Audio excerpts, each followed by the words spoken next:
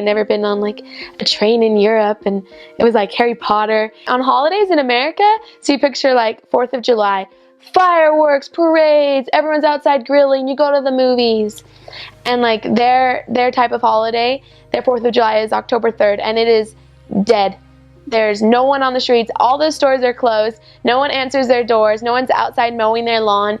It just looks like a zombie apocalypse. But the pillows, they're not rectangle, they're squares, and they're windows. They don't open up and down or side to side. They tip in and out. I mean, our apartment had our washer and dryer in the kitchen.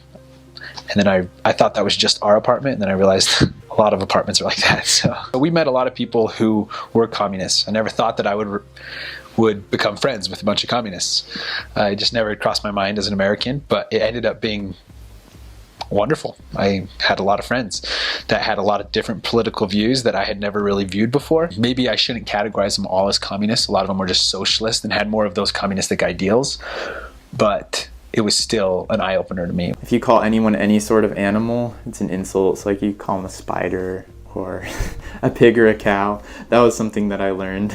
Those German forests, like, they're as dark and as, like, they seem like they're as dark and as, like, magical as they're portrayed in all the fairy tales. The craziest food that I had would have to be, I don't know exactly what it was. It was curry instead of, like, balls of meat in it, which you would normally have in a soup. So it was like a soup, but instead of balls of meat, there were, like, balls of fat and balls of bone. The first question was always, do you like Trump?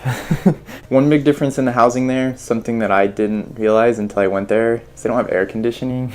When I got there, I thought it was really weird that they put mayo right on their fries, but I love that. Like, I don't like it with American mayo. German mayo is much better than American mayo, but like the mayo directly on top of the fries and like eating it with a fork is way good. Pigeons, they're everywhere. Just don't kick a pigeon. If you have a child in Germany, you get paid to, one, you get paid to have the child. Two, if you're the mom, you get, I think like 2 years off of like paid work or something. Maybe it was only a year and a half. They celebrate a huge holiday for them. It's called the Fasching or Carnival. Everybody, the entire town dresses up like Halloween, and they just have this huge parade. The streets are tighter. The houses are tighter. There's a lot more used with each space because they don't have as much space to work with. And so you walk in a room and you open up one door and you have to close that door before you can open up another door, kind of a thing, depending on where you're at. Like, if there's a rule, then they're going to follow it. Instead of saying no to something, like the German word for no is nein, but they'll just say no, which is like N with an O with an umlaut, and no. And I just love that. You're just talking to someone like, hey, you want to go get lunch? And they're like, no.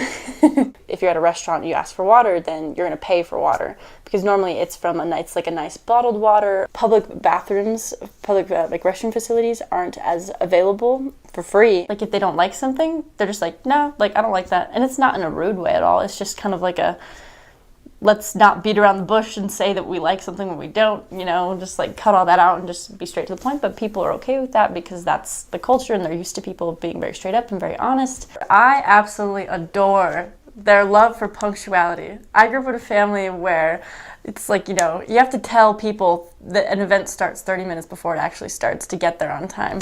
But in Germany, people are there like 5 minutes early. That's like punctual for them.